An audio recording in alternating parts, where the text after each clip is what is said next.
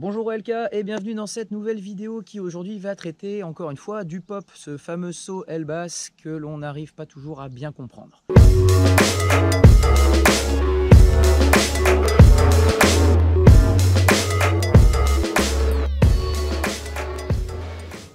Alors je vous ai fait un premier tuto il y a quelques années pour vous donner toute une ribambelle d'astuces et aujourd'hui je vais vous amener un petit conseil supplémentaire qui va traiter du timing de la barre.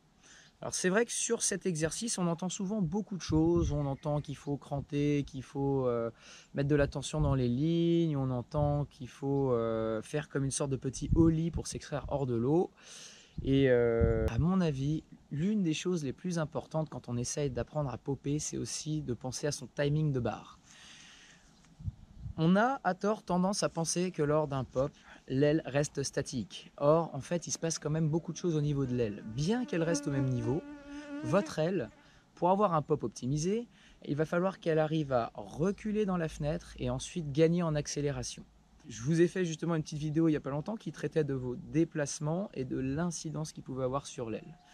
Si vous voulez popper efficacement, correctement, il va être très intéressant de border et d'avancer vers votre aile pour lui permettre de reculer dans la fenêtre, de choquer et de cranter énergiquement pour accentuer la tension dans les lignes avant et permettre à votre aile d'aller de l'avant et d'accélérer, et ensuite de border un coup final pour développer un maximum de puissance de votre crantage et de l'accélération de votre aile.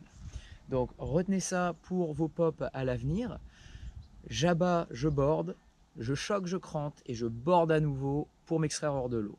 Si vous arrivez à choper ce timing, vous allez voir que ça va considérablement changer la qualité de votre pop.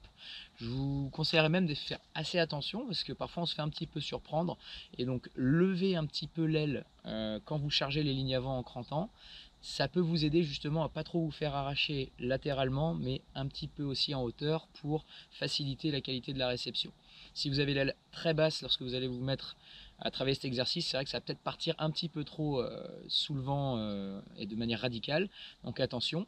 Et donc vous allez voir qu'au début vous allez avoir donc des petits pops sympathiques et au bout d'un moment quand on commence à vraiment bien synchroniser toute cette mécanique, vous allez voir que ça peut vraiment partir assez fort. Voilà pour ce nouveau conseil sur le pop, j'espère que ça va vous aider à améliorer vos performances et je vous dis à bientôt pour de prochains tutoriels sur la chaîne OLK. À bientôt, ciao.